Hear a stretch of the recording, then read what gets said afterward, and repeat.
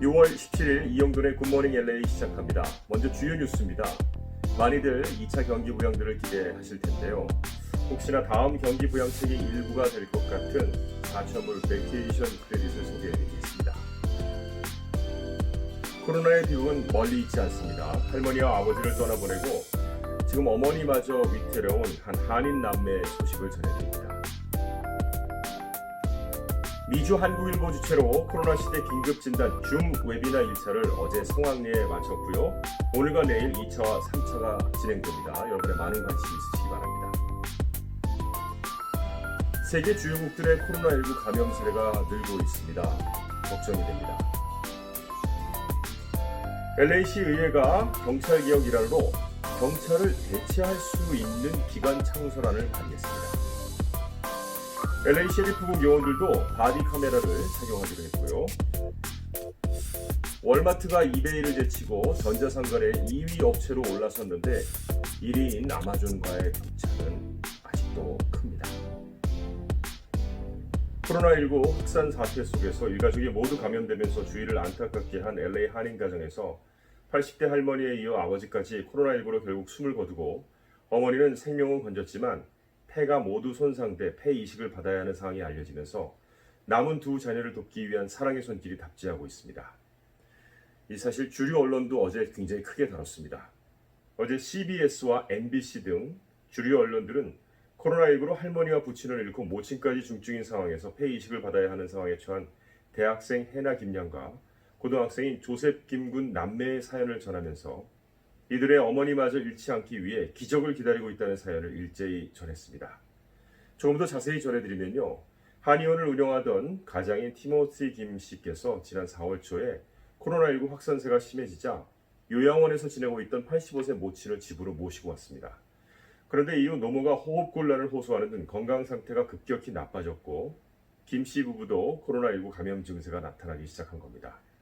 이후 노모와 김 씨 모두 병원에 입원해 치료를 받았지만 4월 말에 먼저 노모가 숨을 거뒀고요.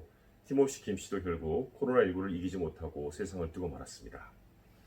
부인 김 씨는 코로나19는 이겨냈지만 바이러스가 폐 기능을 심하게 손상시켜 생명을 유지하는 길은 결국 양쪽 폐를 모두 이식을 받는 수밖에 없는 상황인 것이죠. 한편 병상에 어머니와 함께 남겨진 남매는 냄새를 맡지 못하는 등 코로나19 초기 증상이 나타나긴 했지만 할머니와 부모님이 모두 코로나19로 쓰러지는 바람에 스스로 벅찬 생활을 끌어가고 있습니다. 딸 해나 씨는 이제 남동생과 나에게 어머니밖에 없다면서 어머니의 목숨을 살려줄 수 있는 방법을 꼭 찾고 싶다고 슬픈 심경을 전했습니다. 자, 현재 온라인 모금 사이트입니다.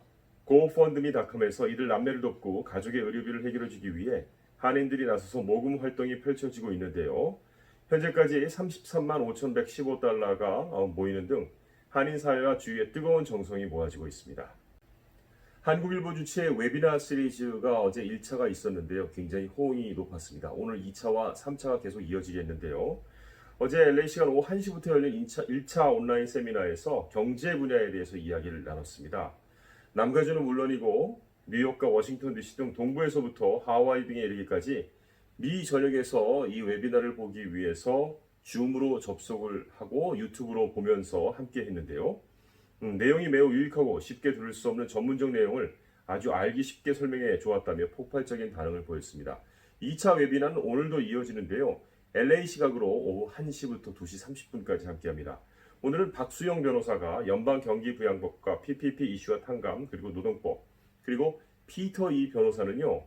부동산 임대 계약과 융자 문제 코로나19 이후 렌트와 모기지 이슈, 건물주와 테넌트 관계 많이들 관심이 있으실 겁니다. 꼭 함께해 주시고요. 황성진 변호사는 코로나19 관련 파산과 채권 정리, 계약 위반 해지에 관해서 오늘 이야기를 해주십니다. 사회는 제가 보고 있습니다. 자, 세계 주요국들이 코로나19 둔화세에 따라서 연이어 봉쇄 조치를 해제한 이후 곳곳에서 감염 사례가 다시 늘고 있습니다.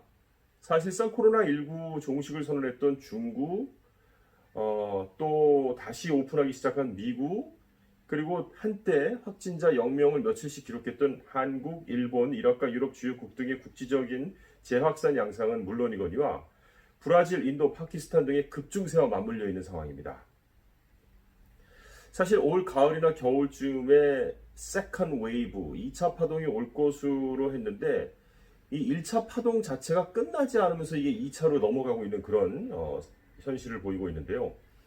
미국 일부 지역에서는 경제 재개를 본격화하기 무섭게 코로나19 감염이 다시 증가세로 돌아서고 있습니다. 뉴욕타임스는 50개 주 가운데 22곳에서 코로나19 확진자 수가 증가세이며 특히 인구수 2위와 3위인 텍사스와 플로리다는 역대 최고의 일일 환자 수를 기록했다고 경고했습니다. 또한 봉쇄 완화의 후폭풍은 중동과 아시아에서도 나타나고 있는데요. 유럽의 상황도 비슷합니다. 확산 둔화세를 근거로 국경을 개방했던 이탈리아는 최근 로마의 한 병원에서만 100명 이상의 집단 감염 사례가 보고됐고요. 영국과 프랑스도 여전히 일일 신규 확진자가 많게는 1000명대인데 일단 경제 정상화 단계로 들어가 있는 상황입니다. LA시의회가 경찰개혁 일환으로 경찰을 대체할 수 있는 기관 창설안을 발의했습니다. 시리뉴스 서비스에서 어제 밝힌 바에 따르면요. 경찰 대체 기관 창설안을 새롭게 만들어서 경찰에 신고되는 일부 비폭력 상황에 대해서는 이런 것만 전담하는 팀을 만들자라는 거죠. 글쎄요, LAPD가 어떻게 새로운 기관 창설을 받아들일지 관심인데 LA 경찰 노조는 이미 이 창설에 대해서는 공식 성명을 발표하고 지지한다는 뜻을 공개적으로 밝혔습니다. 자, 이에 따라서 Non-Violent Crisis Response Team 창설이 LA 시의회에서 통과될 가능성은 매우 높은 것으로 분석되고 있습니다. 경찰 개혁을 요구하고 경찰 투명성을 높이려는 목소리가 커지는 가운데 LA 카운티 셰리프국도 수개월 내 바디 카메라를 도입합니다. 셰리프는 이제 LA 카운티를 주관하는데요. LA 카운티에 각 시티들이 있지만 각 시티들에는 자체적으로 경찰력을 활용할 수 없는 그런 조그마한 시티들이 많습니다. 그런 시티들은 LA 셰리프가 지원을 나가서 마치 LA 시티에 LA PD가 있는 것처럼 각 시티에 LA 셰리프들이 도와주기 때문에 사실 LA 카운티 셰리프도 그냥 일반 경찰이라고 보시면 거의 뭐 다름이 없습니다. 이 LA 카운티 셰리프가 바디 카메라를 찍어서 교대가 끝나면 반드시 그 영상을 업로드하게 되어 있는 상황인데요. 보통 바디 카메라가 좋은 게 뭐가 좋냐면요. 이게 경찰관들의 행동 자체도 과격한 것이 줄어듭니다. 그런데 사실 더 많이 바뀌는 것은 일반 시민들이 더 많이 바뀝니다. 카메라가 있는 것을 보고요. 이 행동을 시민들이 조심하는 거죠. 그래서 즉 누이 좋고 매부 좋고 경찰과 시민 모두 좋은 이 바디캠 착용 진작에 나왔어야 되는데 LAPD는 5년 전부터 시행을 했고요. 이제 LA 셰리프가 시행을 하게 됐습니다. 경기 부양책 두 번째는 어떻게 진행이 될까 굉장히 많이 관심들이 있으십니다. 1200불은 언제 올까 하는데요. 우선 일부 상원 의원들은 미국인들이 매달 $2,000를 받기를 요구하고 있다 이렇게 얘기하는 사람이 있고 또 다른 상원 의원들은 아니다 세금 감면을 해주자 이렇게 얘기하기도 하고요. 그런데 갑자기 여기서 도널드 트럼프 대통령이 이런 제안을 했습니다.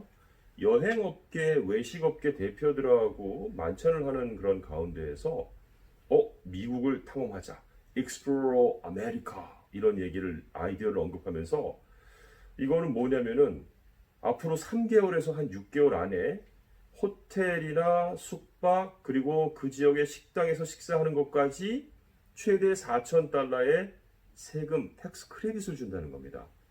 이 와중에 여행 가고 해서 $4,000까지 쓴 것을 나중에 텍스 보고할 때 그 $4,000를 공제해 준다는 내용입니다. 그냥 1,200불이나 뭐 2,000불 이렇게 줬으면 좋겠습니다. 다음 소식입니다. 미국의 유통업체 월마트가 이베이를 제치고 미 전자상거래 매출 규모 2위 자리에 올라섰습니다. 이 월마트는 부동의 1위 자리를 지키고 있는 아마존에 맞서기 위해서 이 판매를 강화하기로 했는데요. 마켓워치에 따르면 디지털 시장조사 기관 이마케터의 통계를 인용해서 월마트의 5월 미국 전자상거래 매출 시장 점유율이 5.8%로 4.5%를 기록한 이베이를 처음으로 제쳤다고 보도했습니다.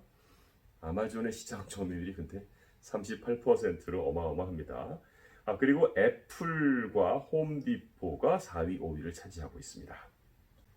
오늘 이영돈의 굿모닝 LA 뉴스는 여기까지입니다. 좋은 하루 되십시오. 고맙습니다.